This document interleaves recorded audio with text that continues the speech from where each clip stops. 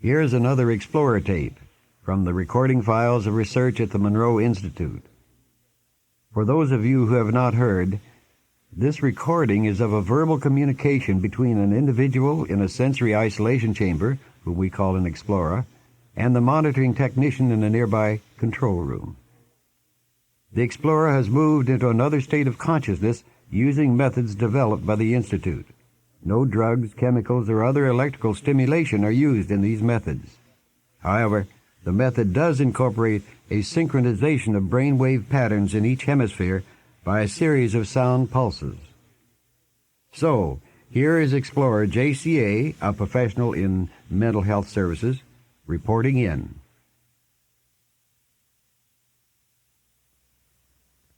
First of all, I went flying over a city, and I tried very hard to go visit my parents and Ray, and I felt like I was there briefly, but then snatched away. I felt like my presence were in both places, but it was not meant for me to stay. And I went back, I returned to the world that I usually go to, and I met Father Time. It was really neat. It was a little old man, and I asked him who he was. He has a long white beard, and he said, "Father Time," and I said, "You got to be kidding me." He says, "No," and I said, "Well, you look human, and why are you here?"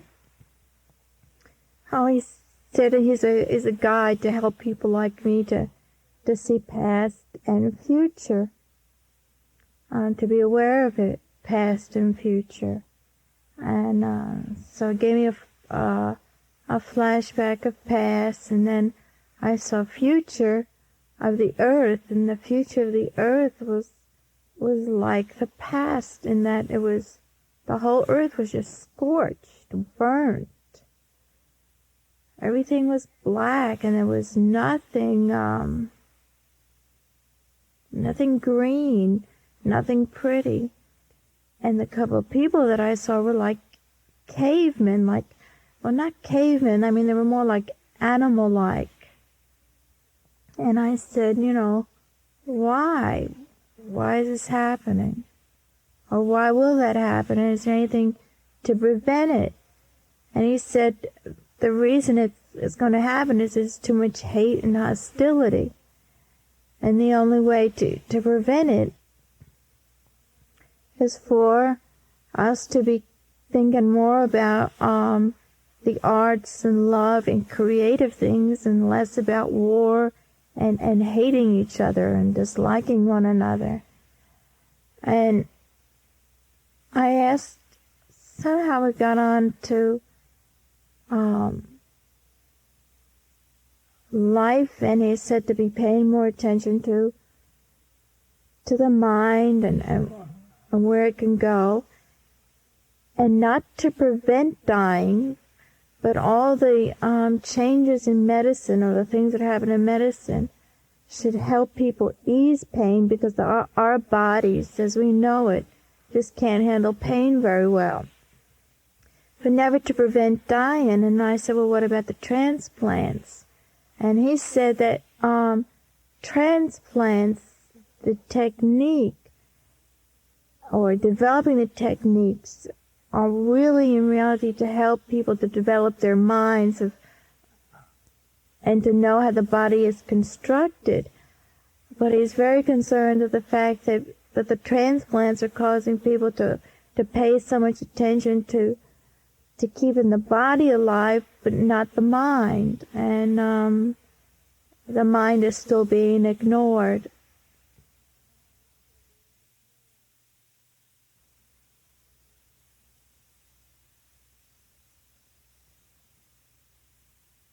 Maybe I should wait around for someone else, or go see someone else. I'll tell you in a few minutes. Time lapse 32 seconds. I've met, I guess I best describe him as little pygmy with monkey-like faces, very cute and very friendly, who say that there must have been about 5 of them, who just kind of circled around me, who said that they're there to help, and that don't laugh at this, but they see me as a humanitarian leader in the world in the future. And they also told me that there are presence on Venus, ethereal presence they called them, very intelligent, very clever, and definitely Earth's friends, but that the folks, and who can also procreate, but that the folks on Mars are Earth's enemy. They're hostile. Their intent is to make Earthlings aware of others people's presence beyond the Earth, but at the same time, when they come to visit Earth, they're the ones who take people's other bodies back to Mars, because they have no other way to increase their population.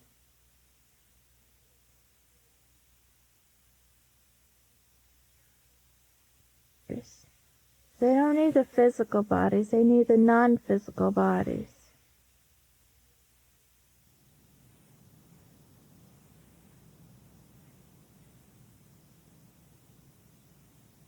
Was there any instruction as to how we could perceive these ones from Mars?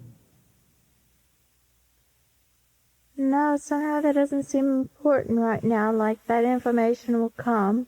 And it just feels kind of nice to be in the space, just in space with these little fellows around, these little creatures around, and it's just something to come, but nothing, that we could do about it right now or make it any faster.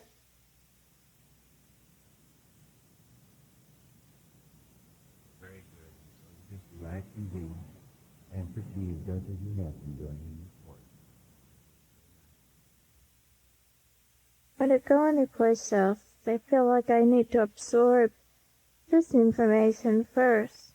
So I guess I better come back.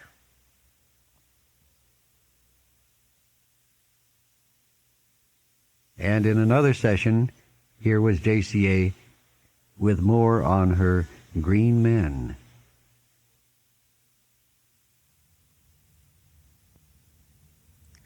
Oh, I've been talking to my green man. I'm practicing going up and down to where they are. And found out why he has this green robe.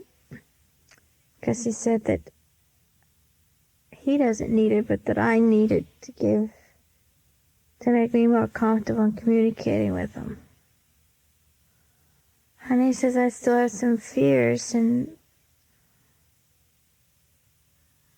so he still wants me to feel more comfortable with going in and out of my body.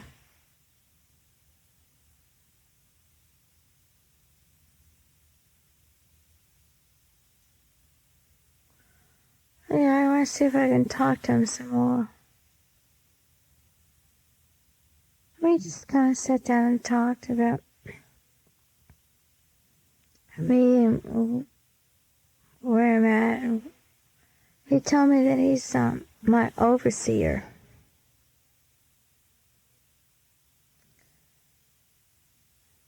And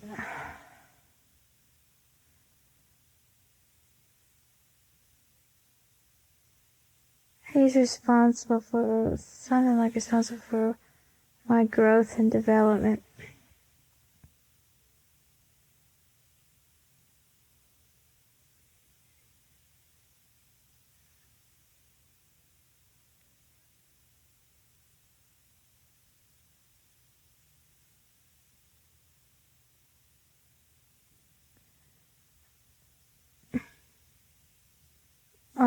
then he said he was my overseer. The contact in that reality or that personality. Apparently he's been through a lot of different lives and lifetimes, and I'm not sure whether I'm part of him or not.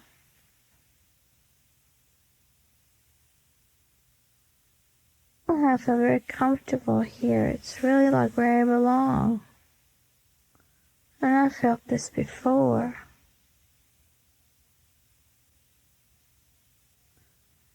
Oh, last several times I met the green, call my green man. It's not really a green man. Green entity, whatever.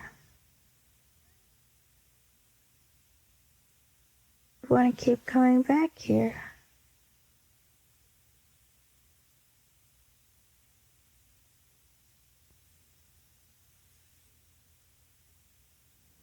I think I made some progress because this time I didn't need any other folks to help me. I was just there seeing them.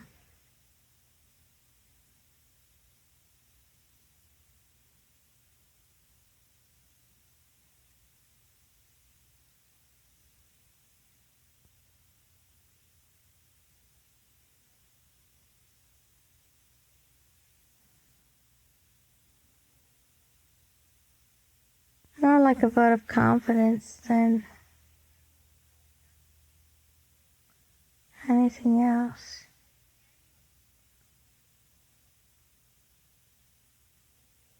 A little discussion. Earlier, when I asked him what he was doing here, and he said, here, that's something that you're trying to pinpoint to. And here isn't.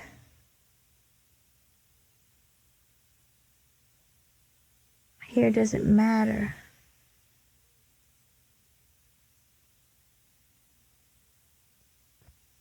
I don't know why, but I really feel very tired.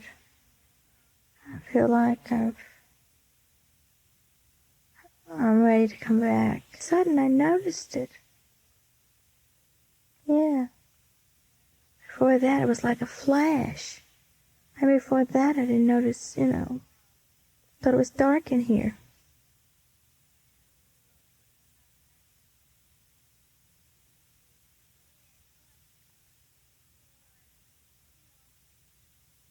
Yeah, I was surprised because it was just like a flash of light that came on. It was weird.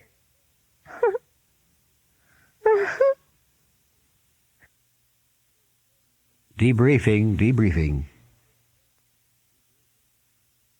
Yeah,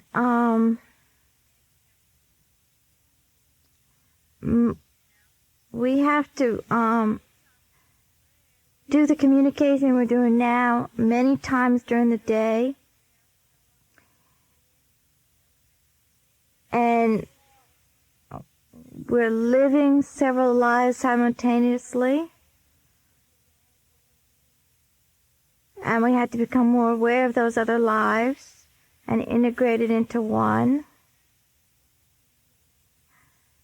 That the sound that you're using now, we've got to learn to communicate with lower sound and eventually without any sound. So it's perfectly quiet, because sometimes the sound distracts us and takes us away from communicating. And that more people need to come to the lab to learn how to communicate. And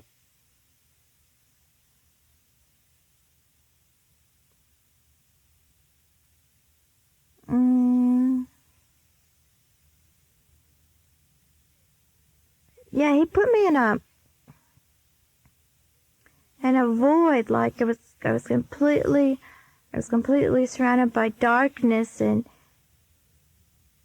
my mind was just floating. I really couldn't feel a body, but just my mind. And to really feel comfortable with being in void or blackness, and not to be frightened by it, but to get used to floating like that. And that there are also higher levels of communication that I need to learn, that I need to be aware of, to pay less attention to my body and more attention to my mind. In fact, we all should. And that's why it came about practicing, or not so much practicing, but allowing your mind to do that. Allowing your mind to go to this state several times or many times during the day. You might call this the education of JCA. And in another session, that education continued. The first message I got was that I've graduated to a new level of communication. That's as far as I've gotten. I shouldn't say new, I should say next level. Being together or meeting my other personalities. And that I was just radiating where I was or am mentally. And so I went back to that feeling or place or whatever. And it was really a groovy feeling. It was really very peaceful. Really like I was part of a whole. And my guide was there and just kind of smiling, like, a very satisfactory kind of smile. It was really neat. I'm going to meet, or I was told or felt like I was going to meet my other personalities and feel the togetherness.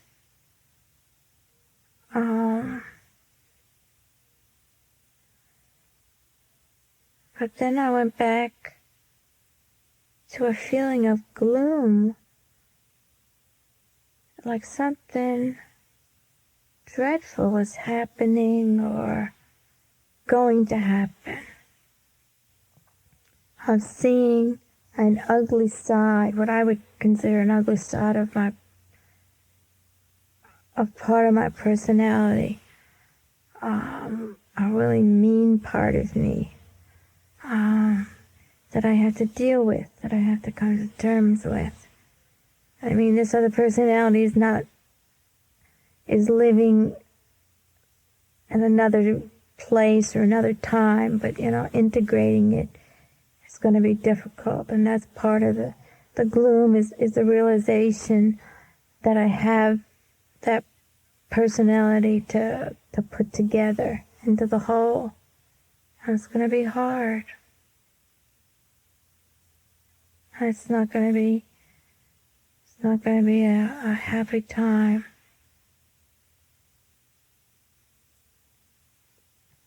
It can be done, and if the glimpse of this other personality is really what I see right now, she sure is ugly. I mean,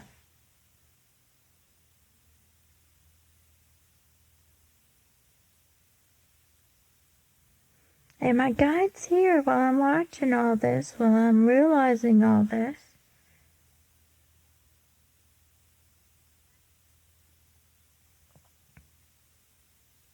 See what I would consider or describe as a witch.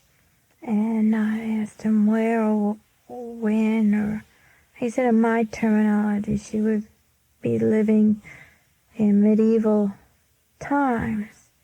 And she hurt people, and she tortured people. She was really mean to people.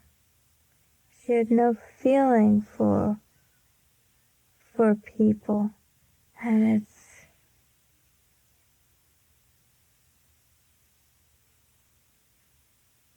my other lives since then have been living through or trying to deal with this hatred. Seems like I've been making the most success of my present lifetime, or this lifetime here. And that's why I'm being told of this other life. I might be called, they just told me that my being called a witch is really true. I really was a witch. But not a witch with, oh, I had powers. And I really did hurt people with those powers.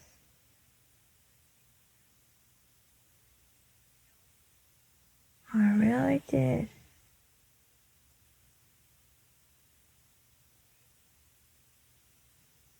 Powers that made people die or made them... All I can just see is suffering. I can see this personality just screaming and screeching at people, making them physically and mentally hurt. I mean, she didn't do anything kind for people. She really hated them.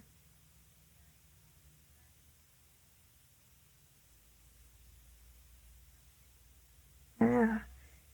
She could put horrible thoughts in people's heads.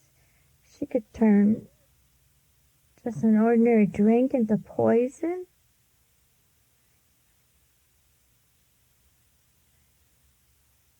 She could make people feel like they were going crazy. Make them go crazy.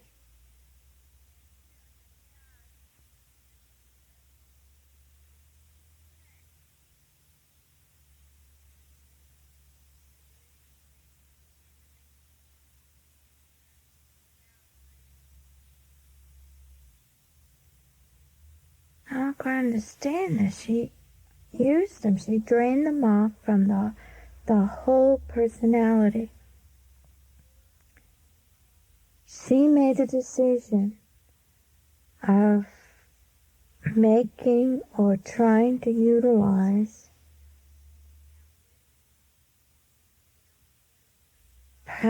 this energy for bad things to see how far they would go.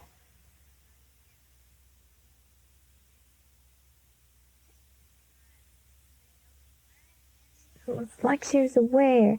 She really was aware of the power and that they could be used for good.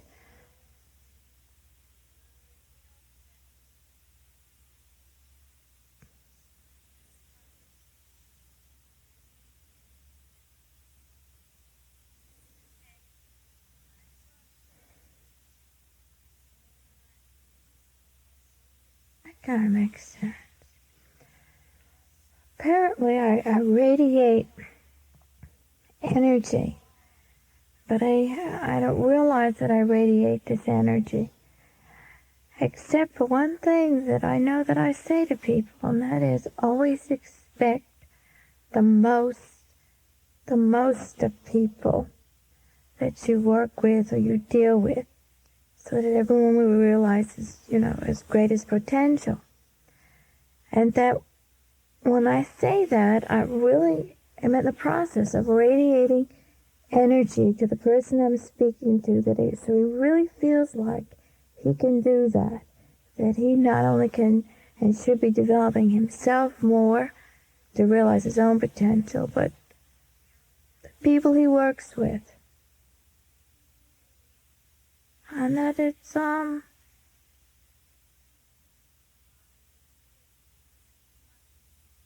like I need to capitalize on that more, to really to work with that more. That's just a natural thing, and people really do feel that when I tell them that.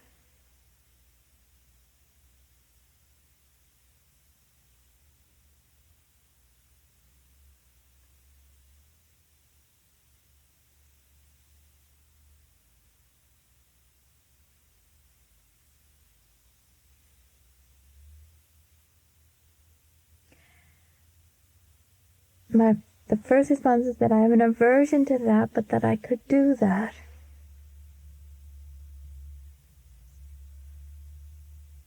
I could do that. In fact, I do that unconsciously.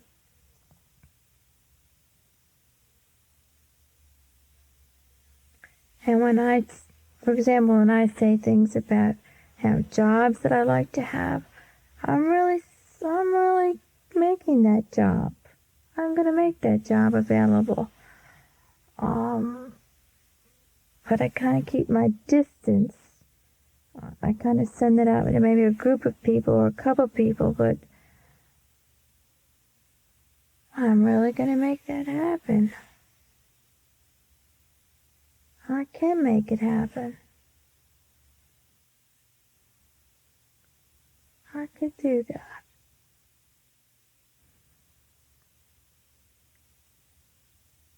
Maybe sometimes overcautious because I don't want any any badness to come from it or hurt to come from it.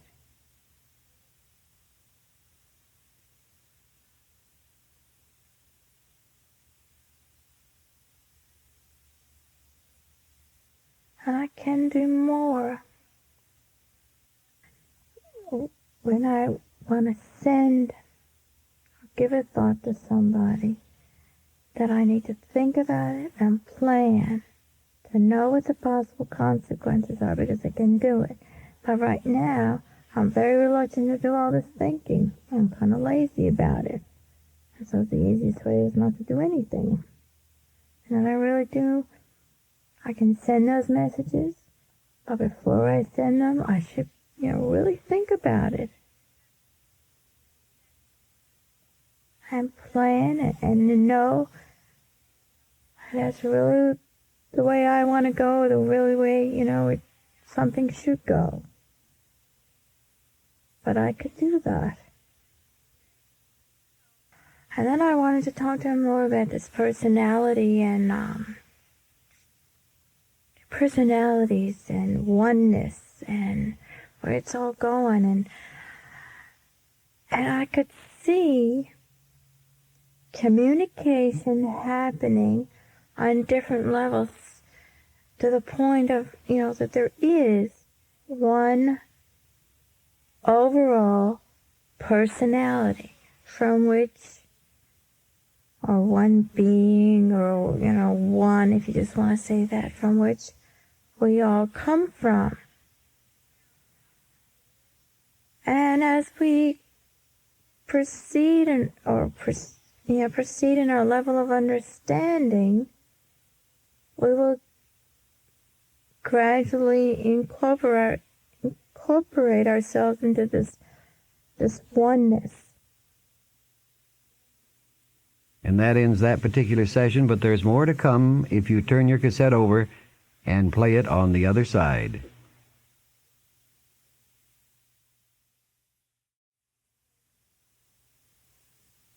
And we continue now with the education of JCA through many different sources.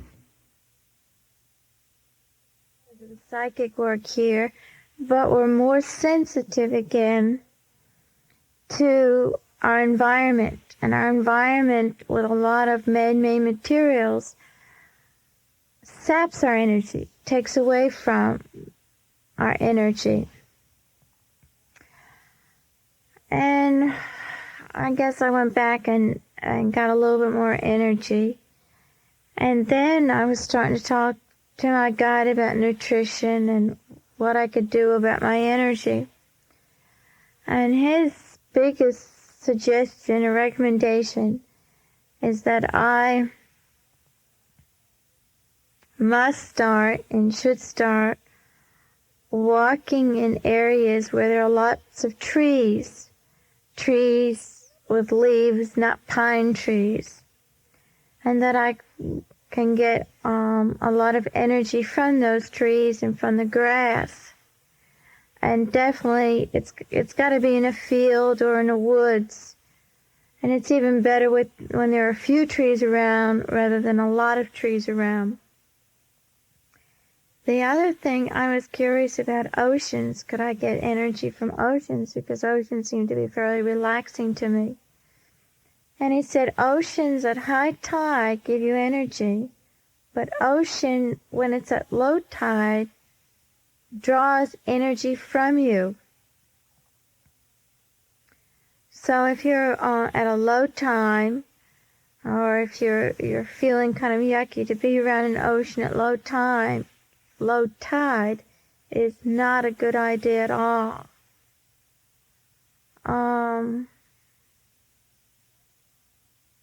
Sun provides a unique kind of energy, and it appears to be especially good for those people in psychic healing. Psychic healing and the sun seem to go very much together.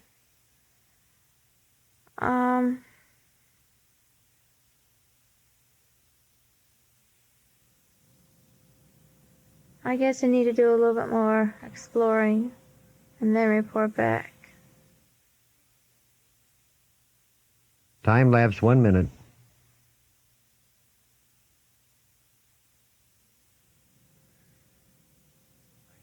It's okay for me to be around large groups of people for a short period of time, but not around large groups of people for a long period of time.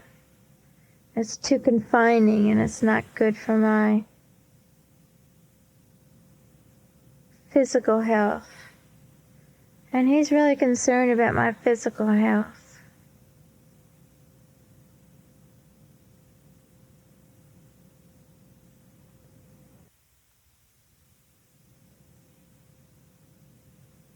Ask your guide this question. Ask him what structure or what relationship there is between plant, animal, and human life, human physical life, and what structure, if anything, there is before and after human physical life.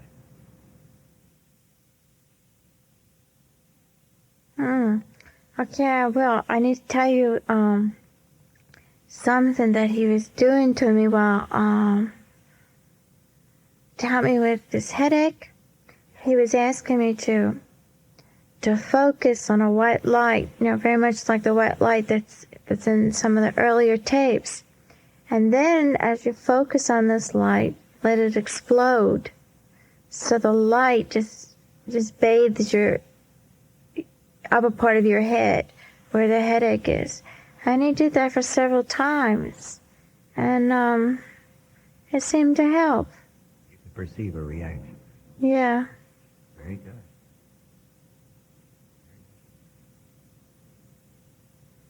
Okay, now let me work on this other question. See if I can get this straight. Animals, plants, and humans are all souls. Plants can be considered simple souls. Animals, most animals, next in complexity, and then humans, the most complex souls. As part of your soul, like Jane Roberts said, oversoul or personality, you may have plants and animals and human forms making up that total personality. That may explain why humans have a certain preference for a certain type of dog or certain type of plants that they like or dislike, because it may actually be part of your overall personality. Trees that have lived for a long, long time, although they may be considered simple souls, are also receivers of information from their environment that surrounds them, information that's given to the personality. Animals, my guide is saying that he and other guides who have pretty much integrated personalities are studying the effect of what happens when humans eat animals that have a little bit less complexity in terms of their soul. I mean, what does that combination do to the humans? In some areas, the combination of humans eating animals does not help in the development of the human mind, but actually hinders. And it appears that human minds and bodies benefit primarily by eating the simpler souls, plants.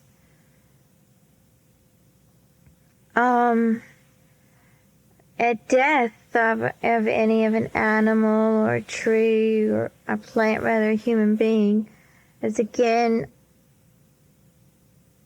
being reintegrated to the larger personality, kind of getting a reevaluation of where that personality's at and what areas they need to explore or to change or to improve upon, trying to reach the highest in the way of truth, knowledge, and beauty.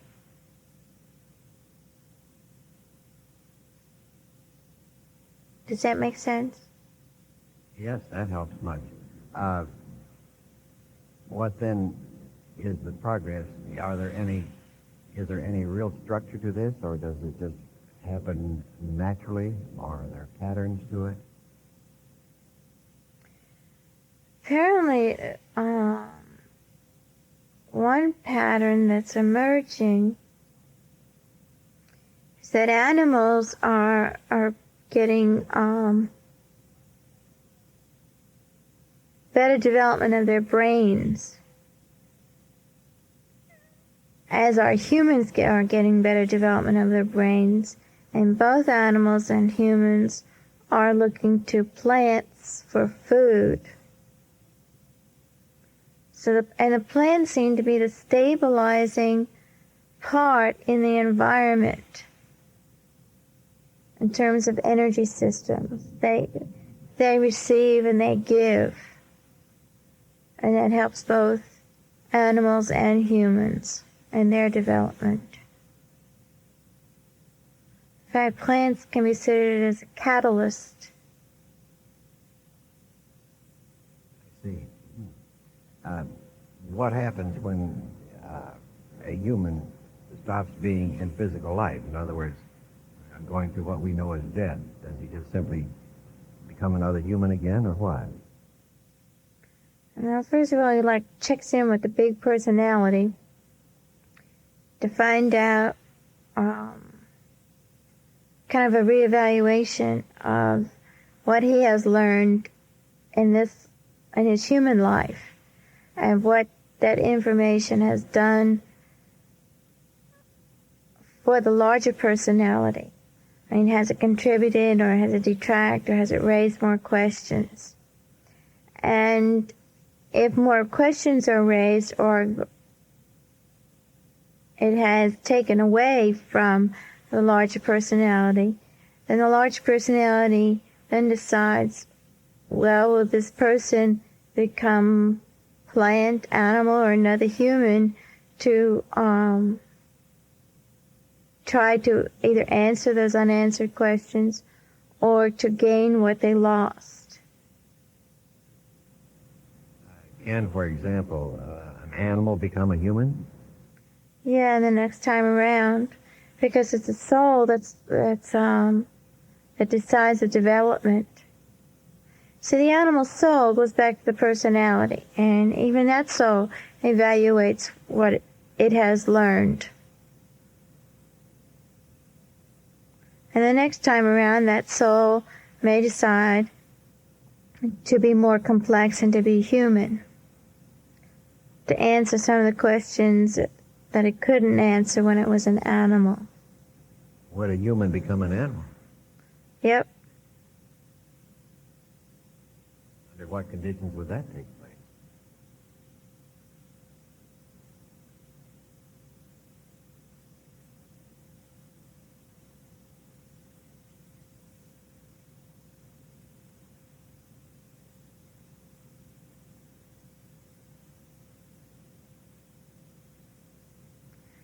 Oh, we have animals here which have been human and actually can think and conceptualize as a human mind can. But their perspective, of course, is animal, nonverbal, unless it's encouraged to speak or to talk. But it's nonverbal with no need to verbalize. And maybe sometimes humans come back into animal forms to either verify information or to get a new perspective on what it things it has learned.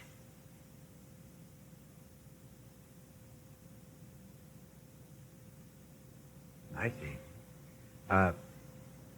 Suppose one does not want to come back and be a human again, then what?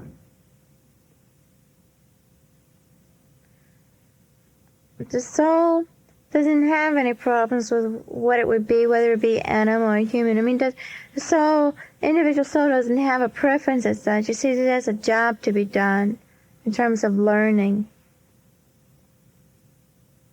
I mean, if the oversoul, the large personality, decides it needs more information about being a plant, and the soul becomes a plant. And maybe with some specific instructions to interact with different kinds of plants and different types of soil, or with different kind of human beings, because they're experimenting. What type of human being can be developed to give that person the awareness of true knowledge, love and beauty and all these things? I mean, can such an individual be developed? And therefore that individual, that human individual, may be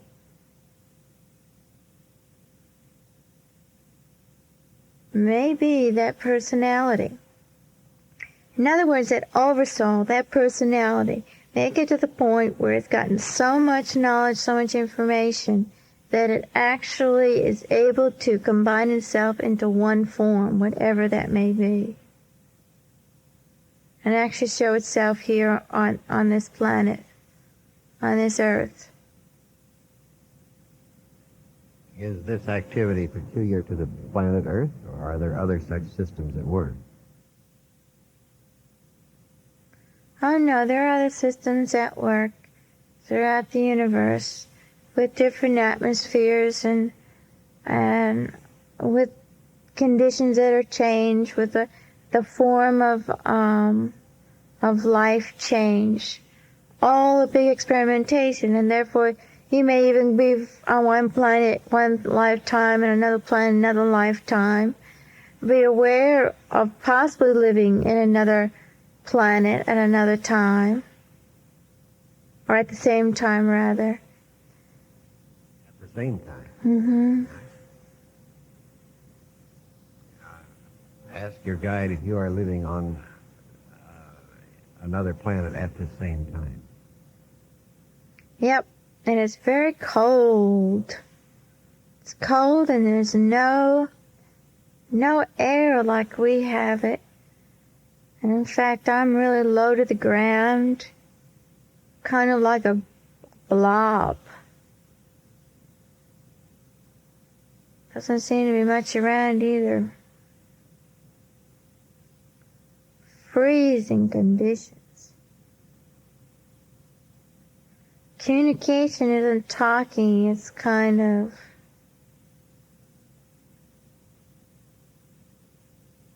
not squeaking, but squealing.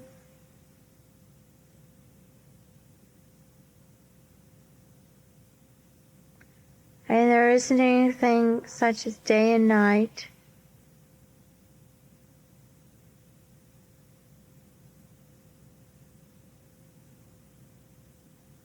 Although we blobs don't seem to mind that.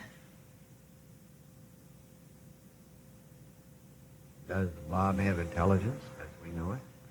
Oh yeah, I can feel my mind and my brain just like I can feel it here. Just that my form's entirely different.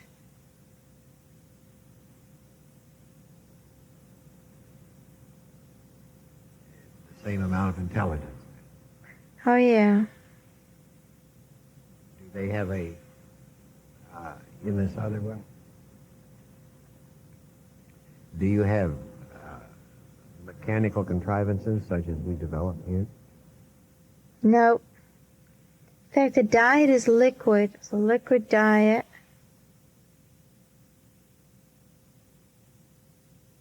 Do they have names?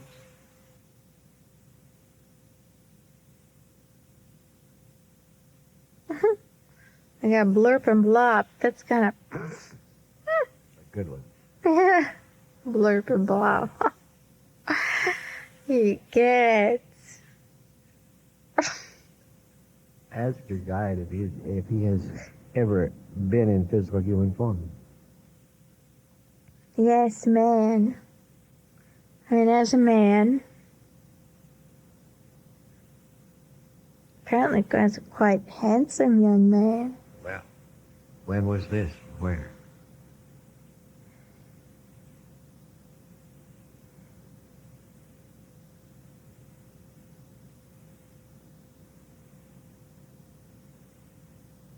First number I got was 1938, Philadelphia, San Francisco.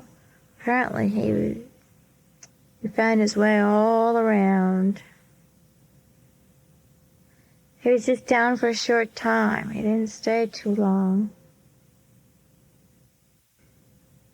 Why did he come down for a short time?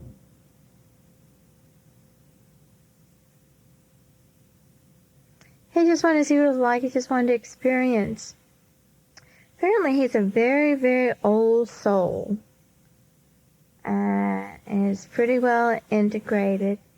And the time that soul spent on Earth was a long time ago. And apparently no one had been, had taken on human form for thousands of years. And so he wanted just to come and just kind of play around and see what it was like. He really enjoyed himself. Was he born as any other human was born? Nope, he just kind of appeared. Oh, I see. No, he didn't want to grow up as a baby. He just wanted to be here as an adult.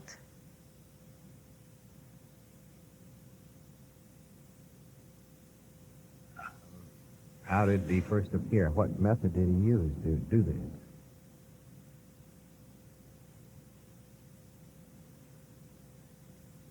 He just said that he wanted to take on physical form, and he described exactly the kind of form he wanted to take. And his energy just made him into that. And he just appeared in the middle of a street in a big city and proceeded on his way with money in his pocket. Very good. Can we use some form of that same technique while still in our physical form?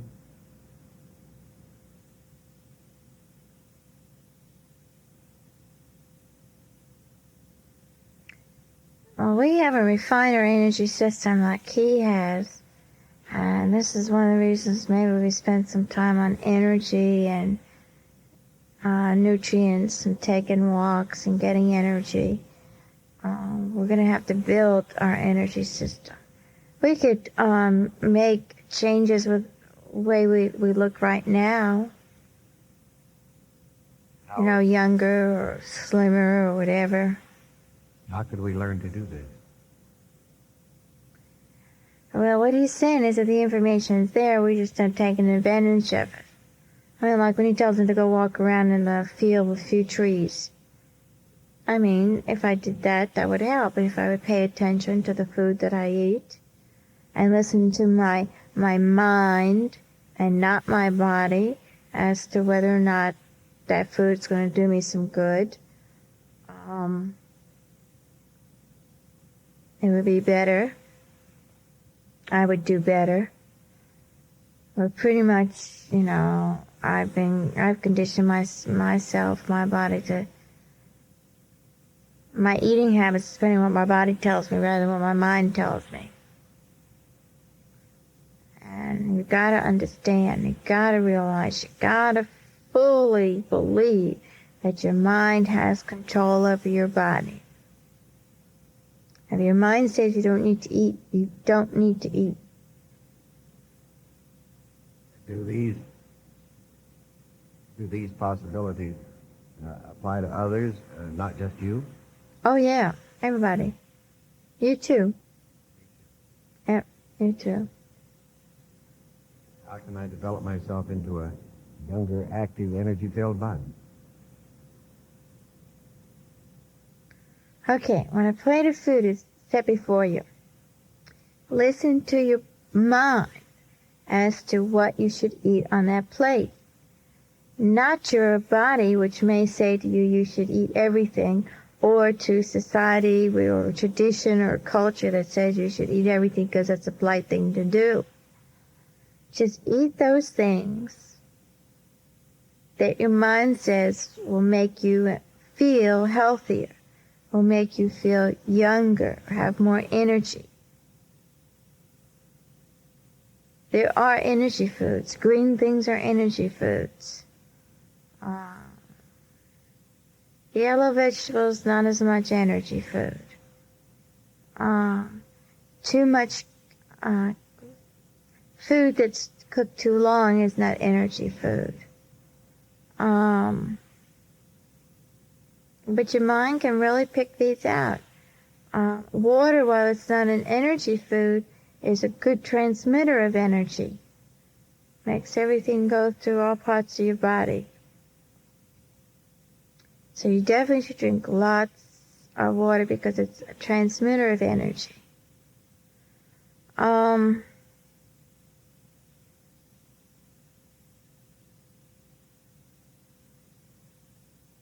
Nuts is a good thing, but nuts would be better without so much salt.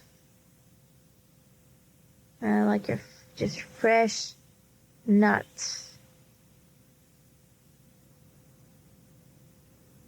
How can we learn better use of the energy itself, better application of it, better growth of it, manipulation of it?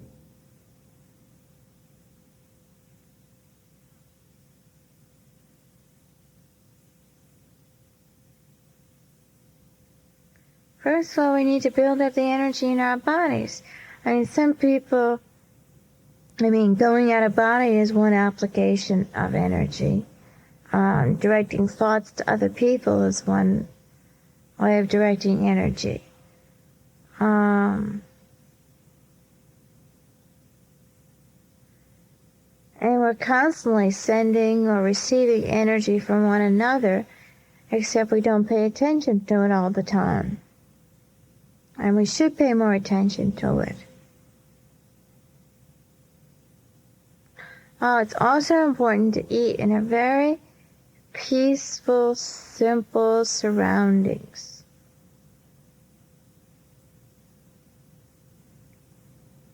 All right. And never with a lot of noise.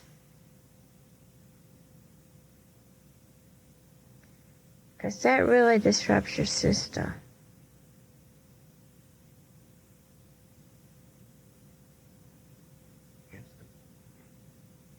Is there any noise or music or sound that we can add that would enhance the eating procedure?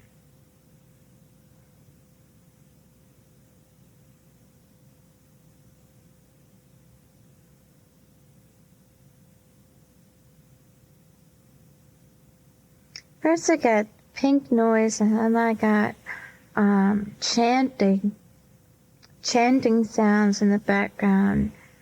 Are very peaceful and quieting and give you maximum benefit of the energy that you eat. In fact, you should eat more with your fingers and less with utensils. Because the utensils take some of the energy away.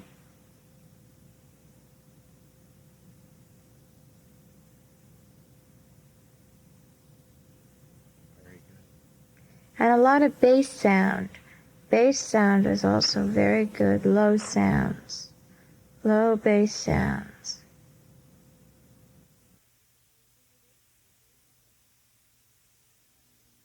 And there you have it, part of the process of the education and training of an explorer. Only a small part of the total experience of JCA, and the most important areas of education certainly not originating from us, here. Intelligent animals, blobs on some distant planet, a guide that materialized on a city street just for the fun of it. And today, JCA looks younger, brighter, more beautiful than she did 5 years ago. Well, this is Robert Monroe saying, I'll see you around, I hope.